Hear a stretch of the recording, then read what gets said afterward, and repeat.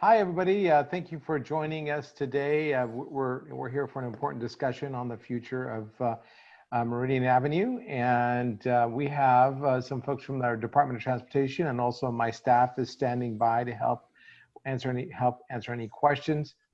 We have Nick from the Department of Transportation, and why don't we start with him? Let's see. I think we have 3 attendees so far. You'll have the opportunity to ask questions if you press the Q&A button on your Zoom and type in your question. We may be able to open it up for open discussion if time allows. But we'll start with our own Nick from our own Department of Transportation. Nick, take it away. All right. Thank you, Council Member. So my name is Nick Dante, and I work for the San Jose Department of Transportation. I work for the bike and pedestrian team, whose job it is to build out a bike network in San Jose that is accessible to people of all ages and abilities. Not all people choose to bike or walk, but it's my responsibility and a privilege, actually, to find ways to accommodate them so they're afforded the same degree of mobility as people who drive. Ironically, I'm more of a car planner, and I spend a lot of time working with our signal operations group and our neighborhood traffic management group to make sure that our bike lane development and our driver environment mesh well together. So one of the projects, the project I'm going to be talking to you today is Meridian Avenue. So let's get started.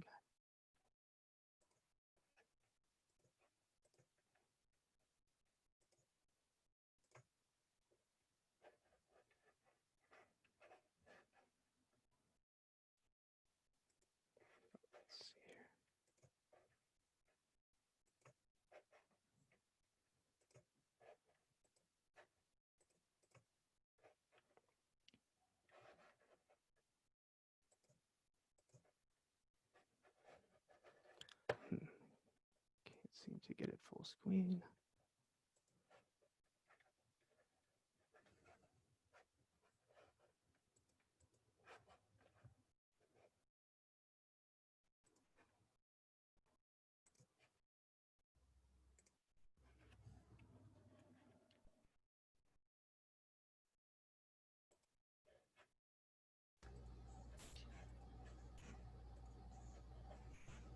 Okay, everybody.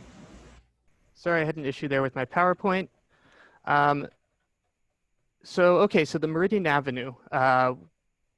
This is a safety pavement and complete streets program.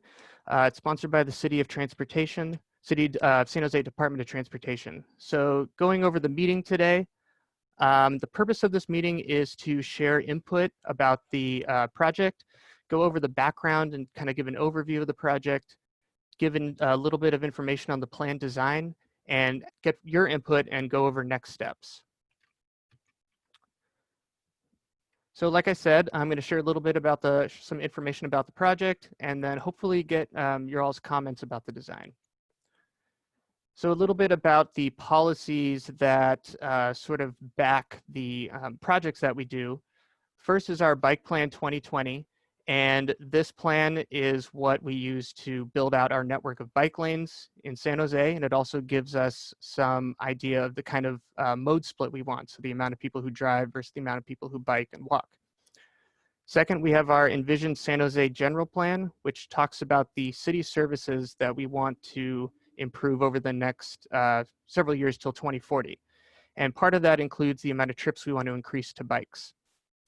We also have our Vision Zero policy, which seeks to reduce traffic fatalities on all of our city streets, and the Climate Smart Plan, which targets carbon footprints from our transportation system. So this project is part of the annual pavement maintenance program. Every year we repave a segment of our streets, and we use this as an opportunity to take a look at the street and see how and if it should be changed to accommodate for different modes of transportation. So for Meridian, we had a few project objectives. One is to create a comfortable street to walk and bike. We want to provide bike access to local destinations and public transit, connect Meridian Avenue to other bike lanes in the area, widen the existing bike lanes, and improve the pavement quality for residents. The project is broken up into two sections. Section A is between Coleman Avenue and Coleman Road, sorry, and Blossom Hill Road, and the second segment is between Camden Avenue and Coleman Road. I'm going to start with Section B because it's a little easier to talk about, and then we'll get into Section A, which is where you'll find some of the project impacts. So this is a shot of Meridian Avenue between Redmond Ave and Camden Ave. And as you'll see, it has a parking lane on each side of the street, one bike lane, two travel lanes, and a center turn lane. The travel lanes are currently pretty wide, as is the parking lane. And so that's something we're going to want to change to put in a better bike lane. And so this design shows what we're hoping to accomplish. We're keeping the parking on both sides of the street, so we're not removing anything. We are narrowing the travel lanes. We're widening the bike lane, so it's currently a 5-foot bike lane. We're going to widen it to 6 feet, and we're installing a 3-foot bike buffer, which acts as an additional space of separation between the bike lane and the travel lane. So again, we're not changing anything. We're not making any fundamental changes to the street. We're keeping everything the way it is. So now we're going to look at the area between Redmond Avenue and Coleman Road. It's also in Section B, but it's slightly different than what was discussed before.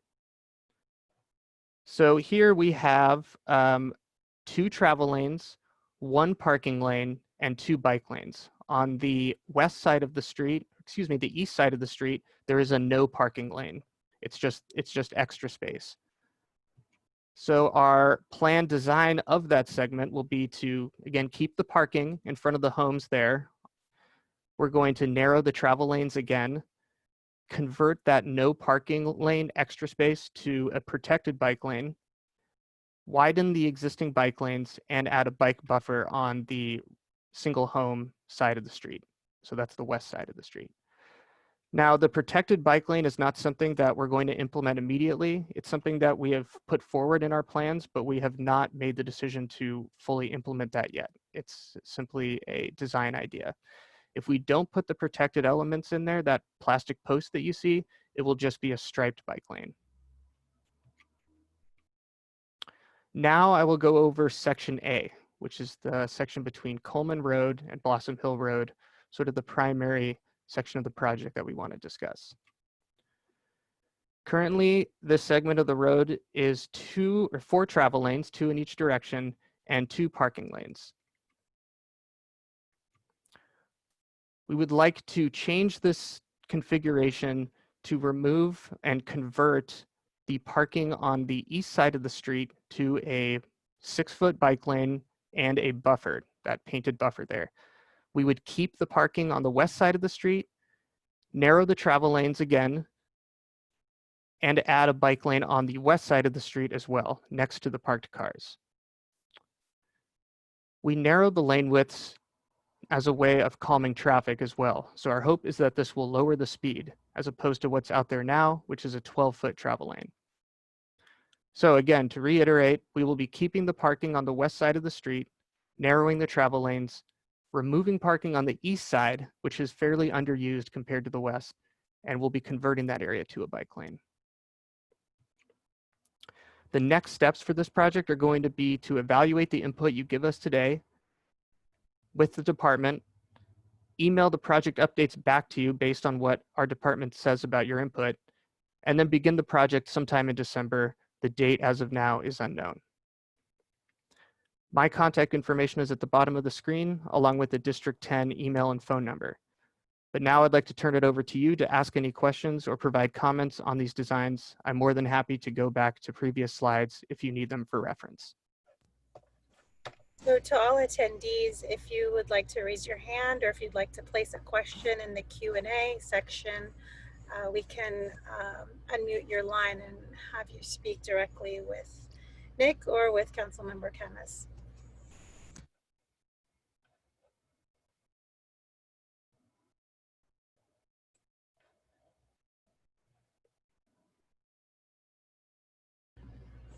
So Thank you, Nick. It looks like we have Steve raise his hand. Do you want to unmute him? Yes. Steve, you can go ahead and ask your question now. Hi, Steve. Hi, can you hear me? I can. Okay. I'm asking this, I'm a longtime resident here. And is there a rhyme or reason, and in section A, is there a rhyme or reason for this, or is this just a social engineering situation to change behavioral modes of traffic? And was any thought put into the absolute horrific impact it will have on not only the property values of the homes where the parking is taken away, but also the safety. If someone has on this street, if someone has to, with children to visit, park on one side of the street and then cross the street on Meridian, that would put all of the people in dire jeopardy. And just one other thing, I don't know of any fatal or injurious automobile, bicycle accidents on this portion of the roadway. Did you do a study on that? Okay, thanks, Steve. So I'm going to try to address these in the order that you mentioned them. So, Okay, great, thanks. okay, right. So as far as a rhyme or reason for putting this in social engineering. So this street is contained in our council-approved 2020 bike plan, which sort of gives us direction as to where to plan out bike lanes in the city. And currently it's listed as what's called in jargon, a class 2 bike lane, which is just a straight bike lane on the street. Now, the reason we're putting this in is to try to encourage people to bike more, as well as giving people who bike the same freedom to access places in the city as those who drive. I know you noticed that you haven't seen any people biking on your street, and that's entirely true. Not all people choose to walk and bike. One reason is that there may not be a bike lane on the street. So by putting that in, we're hoping to accommodate for people that may want to bike, let's say to the shopping center that's north of Blossom Hill, perhaps the park, and those that maybe want to continue their bike ride from the bike lanes that are south of Coleman Road on Meridian. So it's not social engineering, we're just trying to accommodate a need. As far as property values go, no, we have not looked into that, but I'm writing that down as something to consult when we're done with the meeting. Now, the safety of someone with children who are crossing the street, we never want to encourage people to do that. And when we're doing these parking analyses, if we find that people would need to park across the street in order to access their homes, we do not look at those as viable options unless we're adding some sort of mid-block crossing to facilitate that. So when we looked at the parking on this street, we saw that during the peak hour, which we noticed was at 11 p.m. on a Sunday night, or sorry, a Wednesday night. So that's a time when everyone is home from work. No one's really out. Everyone's at home sleeping. We saw that there weren't a lot of people parked on that street. Let's see, and I actually have a count of that. If you give me just a moment, we saw that there were 11 cars parked on that segment. And what we do when we look at parking removal is we try to find places next to that street that can accommodate that current demand. So are there spots that are adjacent to that block that can accommodate the 11 people? And when I say adjacent block, I mean the block that goes around where I'm guessing you live, in between Antwerp and Blossom Hill, so that we don't require anyone to cross the street. So what we found is that during that peak hour at 11 p.m., there were 7 spots available nearby that people could access. And so because that 7 out of those 11 cars could be accommodated, we see only an impact to about 4 cars. And yes, that's something we've experienced in other places, is this concern about people with their children, but it's all about balancing sort of the needs of, again, bikes, people who live there, pedestrians, and drivers. And let me see, I believe you had another question. Any injuries on this roadway? Thankfully, no. I did not see any injuries in our studies, but we wouldn't want to not plan for safety improvements on a corridor just because we haven't seen any injuries yet. We want to keep that the way it is. And so a way of doing that is making it safer. We narrow the lanes to decrease speeding, and we add a bike lane so people aren't forced to bike in the same lane as cars. can I clarify any of those for you? Do you have any follow-up questions, Steve? Well, yeah, so first Sure. off, it's again, it's a horrific thing to just, I got the notice today about this meeting, today. Had I not got the mail person handing me the mail, I would not have known about it. So it seems a little auspicious that it's kind of being done under the dark of night. That's number one. Number two, a lot of what you're saying is that we'd like to look out into the future and design something for the Jetsons and everybody to be safe. And I get that. But again, if there's absolutely no accidents and we don't have bike lanes here, by the way, on our portion of the street, there are no bike lanes. So without those controls, we are running a very safe area. I get that you want people bicycling, but for the most part, from this part of town, very few people will be biking to work, because we're in the south, and most of the areas are for the average biker are a little bit too far. I certainly would love to see the bicyclists coming home from Costco. It's just, what I'm saying is this is a huge impact that, unfortunately, thank you for letting us air our issues here, but should have been thought out rather than somebody at City Hall making a determination. Let's throw up a bunch of bicycle lanes, and the hell with the residents there, because we live here, so the bicyclists driving by don't live here, and we do. So it affects us much stronger, especially in a place where there's no accidents. The only last point is, you did the same thing about 3 years ago on Branham Lane. Terrible. And if you go out there, I bet you the amount, after you spent all that money doing that and changing the lanes, the amount of bicycling in that area is almost nil. Even when the kids are in school, and then half the time they're riding their bikes on the sidewalk. And I spent a lot of time watching that, because I talked to Mr. Khamis before about this personally, and he didn't think that this area at the time, and no fault of his, he has no idea what's happening in the future again, that our area would be impacted, because this is such a commuter main arterial street. So the amount of cars here is phenomenal. And to now integrate bicyclists with 9 feet of roadway, 6-foot bike lane, 3-foot buffer. That's 9 feet. That's bigger than that's the same size, or maybe a little bit bigger than your proposed lane changing. So again, as the engineers think about this stuff, I think that for us, nobody does anything for the homeowners. They don't do anything for the homeowners. It's all about, hey, if somebody wants to go out for a bicycle ride, yeah, all for it. So let them buy a gym membership and pay for it themselves. But I'm paying with my tax money to take away, my rights or my property value here. And that's it. And I apologize for ranting. No, I wouldn't apologize. I appreciate your engagement in this project. A lot of people don't come to these meetings, so again, I appreciate you voicing your concerns. Nick, can you let them know what the outreach? We have done several ways to outreach for this meeting already. So can you just weigh in on that?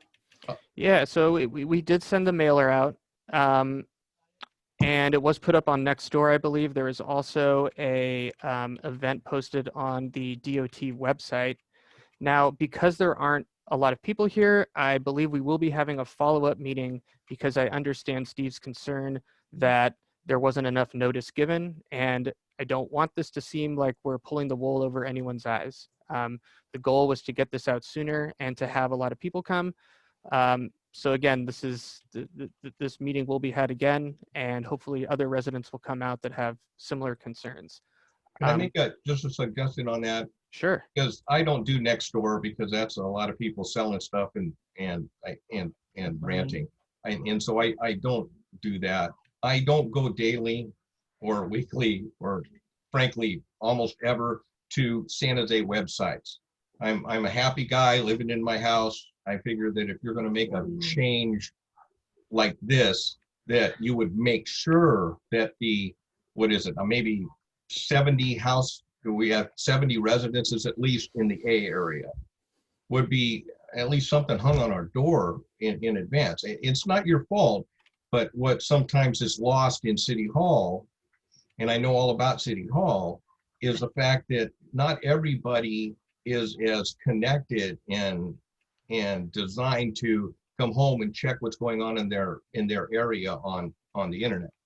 And so you lose a lot of folks that way, that we're not going to get the message.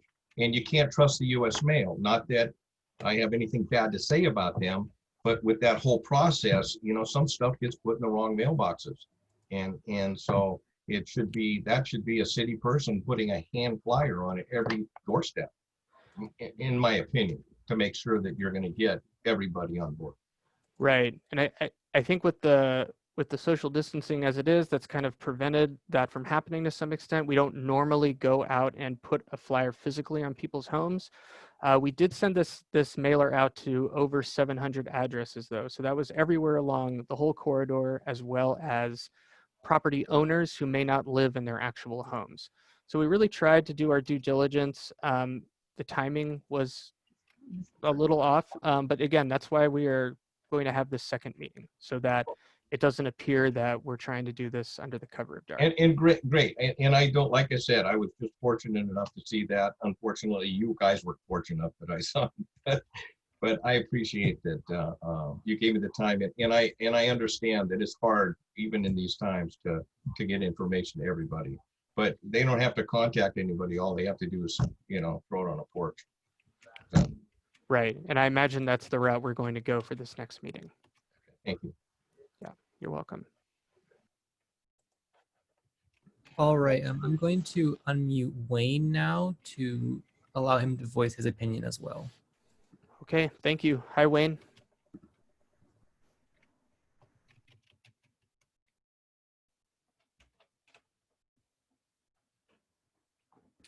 Wayne, are you able to unmute yourself?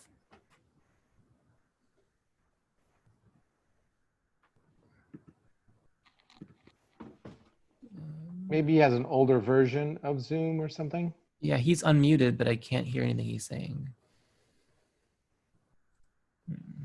Maybe we could have him write in the chat.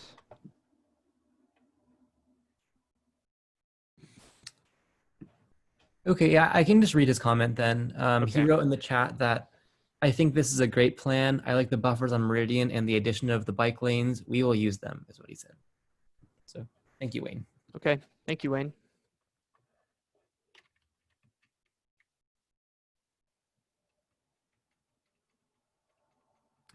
And we don't have any more comments as of now or questions. So to the, oh, I see Robert has his hand up. So I will allow him to talk and voice his opinion as well.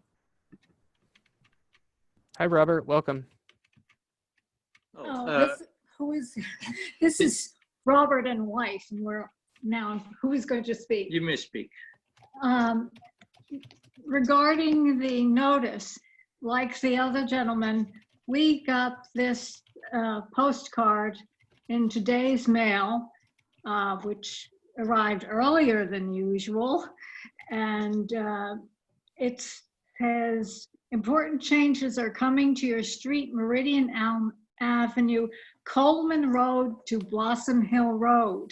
That sounds like what you're, I think, terming A, and there's no mention of B. So the people getting this, I read this and I thought, oh, that's a different area of Meridian. So you have another problem with communication, and I think needs to be very clear the next time you get in touch with people, and also make sure that you send it out with enough time for people to check their schedules or change their schedules.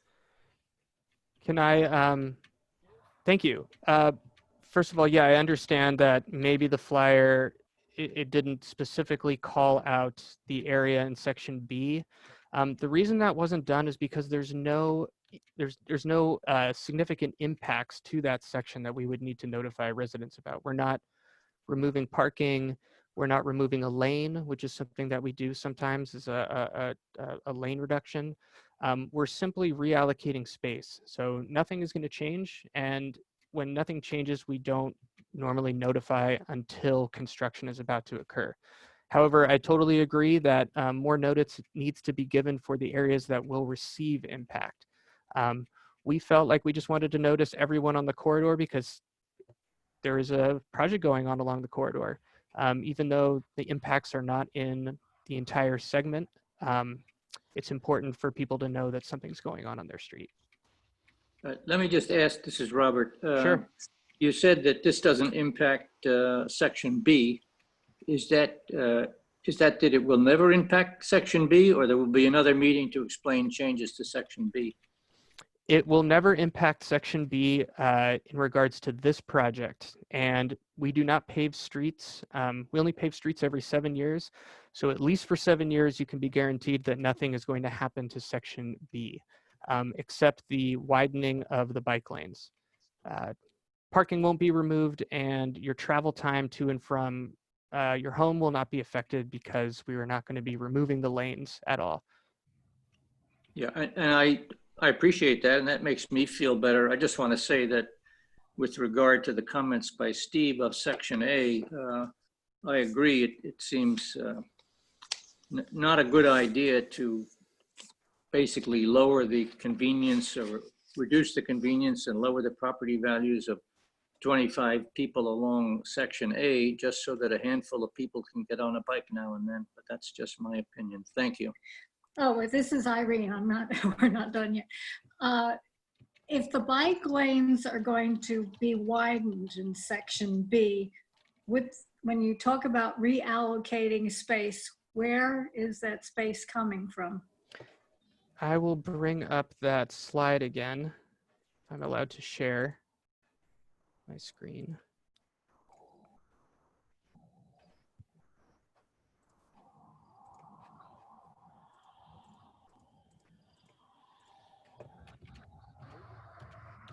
Okay, so at the bottom of this screen here, you'll see this kind of cartoony drawing that shows the existing lane lines. And the parking lanes on both sides of the street are 10 feet, and the inner travel lanes are 13 feet respectively, with a 14-foot travel lane.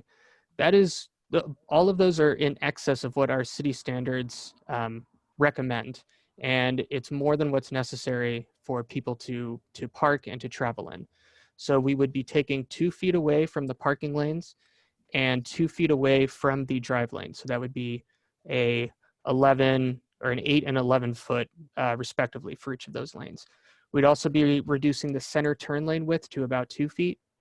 So we would get the additional space needed to put in those buffers, as you see You here. would reduce the center turn lane by 2 feet, or it sounded like you said 2 feet, which doesn't seem. Oh, yes, by 2 feet. So you can see here that the center turn lane will go from 14 to 12 feet, and those travel lanes will now be 11 feet, whereas they were 13 feet in the past. Okay, you should be aware, and my experience with city planning from years ago is that sometimes people look at things on a map and they don't really experience being there and looking at the reality. But those center lanes are used for, how many people do we have? 85 people in the villas. That was one of the reasons, one of the things I looked at when we moved in was it makes it possible when there is heavy traffic during usually commute times to actually make a left turn going south of Meridian, make a left turn into the main gate at the villas. So that, I imagine it will still be possible in 2 feet, but I haven't had a chance to really evaluate it in the car. The other thing is that space near the bicycle lane, the parking space, seems to me to be seldom used for parking, but the villas, by prior arrangement with I don't know whom,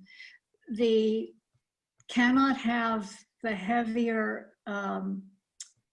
trucks go through the private roads in order to collect landscape debris.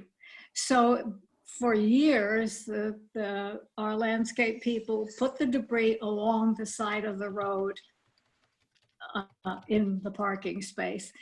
And that may be an issue that will have to be resolved somehow. So I'm sorry, when you talk about the villas, those are, what segment of the street are those located? Are those the properties on the east side of the street, just south of Coleman Road? Exactly, yes. Okay. Okay, perfect. Yeah, so that's a great question, and something we experience around the city is where do we put our landscaping waste? No, you don't understand. Oh. This is not just an individual landscape. This is for the entire villas. I think there are 85 properties or More than 185. that. Yeah. Yeah, on some days it gets to be, it piles up about, 15, 20 car lengths. If that's what she's talking about. Okay. Yes. And so then that space is used by landscaping trucks and they come and pick up the waste. Are those city trucks or is that a private company? I don't know who picks it Yeah, up. I think I it's don't know. whoever Okay. the city contracts with. Well, City trucks. okay. So we've had similar situations like this around the city, and what we do is we make sure that the bike lane, and if this is a protected bike lane, if there's a device in between the bike lane and the cars, we make sure that space is wide enough to where it can accommodate large trucks so they can move in and out of the bike lane. So although the waste is an issue in terms of affecting bikes, trucks will still be able to pick up the debris. And since this is only, I'm sorry, was this a 1 day a week or a few days a month maybe? It's 1 day a week. 1 day a week. Okay.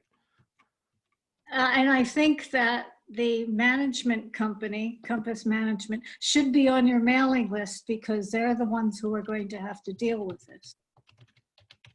Compass Management. Okay. I'll get a hold of them and make sure we're aware of their operation schedule, and we'll work with them to make sure that the design sort of matches up with their vehicles. By the way, for those of you tuning in, we did a similar project on Coleman, actually. If you look from Almaden Expressway down to Meridian and maybe even a little further, we actually narrowed the lanes down quite a bit. We were successful. I think we've had a lot of reduction in speeding just because people see the narrower lanes and they concentrate a little bit more. When I first came into office, we had tremendous amounts of calls for speeding on Coleman. I still get them. Don't get me wrong, but they're substantially less after we did some of the narrowing suggestions that we were talking about here on Meridian. I just want the folks that are listening to know that. I wouldn't know about that, but I do think on Coleman, there's a curve going east right before the light at Coleman and Meridian. So the people who are going above the speed limit are not expecting a light. They're not expecting an intersection.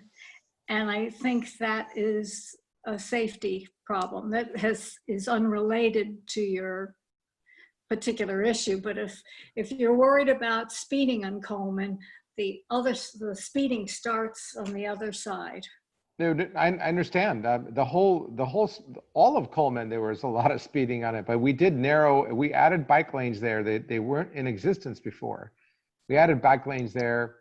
And I could tell you that there has been a marked increase in people using bike lanes in our district as well. We've had a tremendous increase in bicycle usage, not necessarily to get to work because everybody's at home with COVID, but there's a lot more recreational bicycling going on. I'm sure you all have noticed it as well. Anyway, and I do think that we should have another meeting as we discussed earlier, just to make sure that people are noticed properly. And thank you, Councilmember. And your last comment is interesting, and that kind of goes back to one of Steve's concerns earlier is right about people biking to work. And there are a lot of people that ride recreationally. And I think that as we, with social distancing and not being able to go to a gym, being able to bike out in your neighborhood is a good way of staying healthy. Just something to consider. I know we have to balance the needs of everyone, but people bike for different reasons. That's pretty much what we've seen is since the COVID, the biking has increased a lot. I don't know that that's going to be a permanent case, and it's recreational biking. It's not obviously commuting biking, judging by the groups that are out there, the families and the couples. Okay, I'm off now. Thank you. Thank you. I appreciate your comments. All right, staff, is anybody else waiting? Steve has raised his hand again, so I will. Oh, allow him okay. to talk. Hi, Steve. Hi. Can you hear me now? I can, totally. Okay, because it's all kinds of things coming up on my screen. The other thing that is very important because of my experience, nobody knows what the rules of bicycling are anymore. Is it illegal to ride your bike on a sidewalk? Well, per the vehicle code, no. But per San Jose Muni Code section, I think they have some exceptions for that. The problem is when you widen bicycling, just like Councilman Khamis was talking about, well, what we do is for traffic calming, we narrow the lanes. That makes people a little more careful. So if you open up the speedway for bicyclists in this area, and I've seen them, again, I live on Meridian, this is the racetrack. Pray for me, I live on Meridian. But that causes bicyclists to probably travel faster than they should, especially in a residential area where people are attempting to back out of their driveway. You get a bicyclist going 22, 24 miles per hour down the street, very hard to see, especially if they're parked cars. Some of them are up on the sidewalks. You're going to increase, by doing that, there's a chance that you're going to increase the danger level between the vehicles and the bicyclists. Did you know that, I don't know if you know this, but it's illegal for bicyclists to ride their bicycles against traffic. But that is something that is never enforced, and therefore, and it's quite common. So if you're backing, just take your street, if you live on a street, and if you're coming out of the driveway and you're backing up, what is your conduct as far as backing up? Now, if somebody's doing 22 miles per hour going the wrong way, you're going to clock them. And on Meridian, where the speeds here, the average speed on Meridian, I would say, is 45 miles an hour. And San Jose Police Department is horribly understaffed. They can't put the people out here to enforce it. I mean, speeds everywhere. But as you increase, so again, for a bicycle, you're increasing their space on a street to the same space as a car. And that would increase their ability to go faster rather than to take due care, because they really don't. If you watch the conduct of bicyclists around the city, there's no bicycle test. Why the city of San Jose, if they're going to increase this type of bicycling, maybe they need to have a test, and you have to pass a test and license your bike. I mean, and then the city could use that as to get money to paint green lanes on the road. I mean, there should be some type of registration or responsibility of bicycle riders to understand, what the rules of the road are for bicycles, because they think they can run red lights and they think they can run stop signs. They really do. They shouldn't, because there's going to be an accident. And like I said, it's something to consider when you open it up, like Mr. Khamis said, is we're narrowing the lanes to try to reduce the speed. What you're doing is you're creating Daytona on Meridian Avenue for bicyclists. And horribly, if you came out and watched bicyclists, where especially now, because now you have a lot of families out there, you'll be horrified at the lack of safety measures the bicyclists take. And again, that could be a problem. It's for some poor guy backing out of his driveway and some guy coming the wrong way and gets clocked. So just something to think about. Yeah, and I think everyone who uses the roadway needs to employ, you know, the best safety possible. Bikes are going to bike where they feel safe. A lot of times you'll see biking on sidewalks on streets that don't have bike lanes. So another reason we put bike lanes on the street are to get people off the sidewalk. As far as cars backing out of their driveway into bike lanes, normally a bike lane gives people this natural buffer with which they can back up into. And I know that bike lanes, you say that bike lanes make people go faster. I don't know of any data that necessarily supports that, but it is a good point to make. I would hasten to not put in bike lanes though, just because people are going to bike faster. And again, back to cars backing out of the driveway. You know, I don't think we should plan our streets just around cars that back up. It is a valid concern both for the drivers and the bikes. But again, we're required, again, drivers, and this is why I'm bringing this up. Drivers are required to know the rules of the road. We get a driver's license. Anybody can get on a bicycle and ride. The problem with this is that if bicyclists are going the wrong way at great speeds, and I live on Meridian, so bicyclists do 22 miles an hour on this street, I'm telling you. And maybe your figures don't show that, but I live here. And I almost get run over when I'm sweeping my gutter because my street sweeper never comes by. And I almost get run over by bicyclists. I mean, honestly, and I'm out there with a broom. So what I'm saying is that if a bicycle is coming opposite of traffic, which is illegal, and you're backing out of your driveway doing due diligence, and you're not going to see him coming, especially if there's a pickup truck parked next door. They're going to come around that pickup, but at 22 miles an hour, which is a speed that you would never, most drivers would never expect a bicyclist to go. All I'm saying is as you increase the amount of bicycles based upon your own admission, we're going to make this a bicycle-friendly city, and we're going to bring these bikes out. And that's what you want, and that's okay.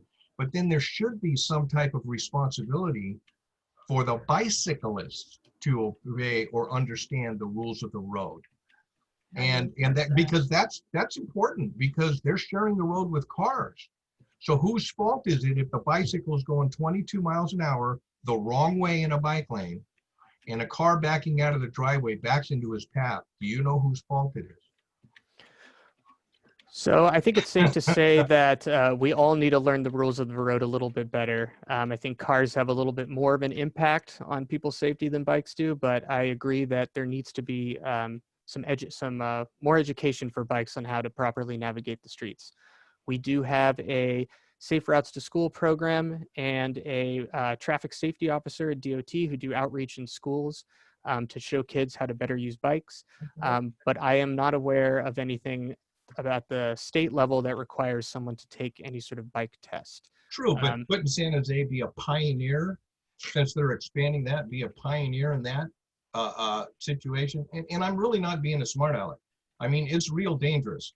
And nowadays, when I was a kid, we rode our little Stingrays and did that stuff. We never drove at the speeds that these bicycles can go and the bicyclists are going. And we never did that. Plus now they don't understand or even know that there's rules that regulate them. And so, I mean, there could be a thing, just like when I grew up, we had to license our bicycles at the fire station. You're pretty young, you may not remember that. We actually had to do that. Every bicycle had to be licensed. And there should be a requirement that everybody has to go to some kind of safety course, bicycle safety course at the point of riding in the street. I mean, again, you're thinking that what you're doing is a great idea, and I commend you for it. The only problem is with those great ideas come responsibilities, and the responsibilities have to be shared. And I guarantee you an awful lot of those bicycle accidents are the bicyclist's fault. And it's not necessarily the car's fault, but who pays the brunt of the insurance, and who is looked at because you hit a bicyclist, even though if the bicyclist is wrong. And if I'm a driver and I come out of my driveway and I'm 100% in the right, and I clock some guy, or he runs into the side of my car and is seriously injured, it'd devastate me, even if I'm in the right. So as you decide to do some of these things, please realize that there's responsibilities on both sides. Don't just throw all this out like these motorized scooters and things that they have now. I mean, and you watch people on those things, it's amazing that they're not dead. And I'm just saying, it's so if you're going to be, you know, a pioneer in the field, be a pioneer and make sure everybody understands the rules, which will in turn make safer streets. And that's all we want is safer streets. So whether that's through design, education, engineering, or enforcement, that's what we're striving to do. I don't have anything to tell you as far as plans to increase education as far as a driver's biking license is concerned, though. But it's a good comment. It's something that I'll try to normalize conversations around at work, and we'll see what kind of things we can come up with. Appreciate it. You're welcome. Okay, I think that is the end of the comments unless my staff has telling me otherwise. Doesn't look like it. Okay, well, thank you all for tuning into part one of a two-part series. And you know, I do feel for the comments that Steve has mentioned. I could tell you though that no matter how bad a person in the car feels after a bicycle hits them, and even if they're in the right, I guarantee you bicyclists feel worse. Our own mayor has been struck by a careless driver once and almost died. And I could tell you that bicycle versus car, bicycle rarely ever wins. And so, you know, we are at the city, we're putting in the buffered lanes is the city's idea of providing some modicum of safety to allow for slightly safer viewing angles for bicyclists and parked cars in their driveways. And you know, these are designs that we hope will allow for more bicycling and safety, quite frankly. And but thank you all for your comments, and thank you staff for being on board here. I'm going to close the meeting. Have a good night. Thank you, council member. Thank you, everyone.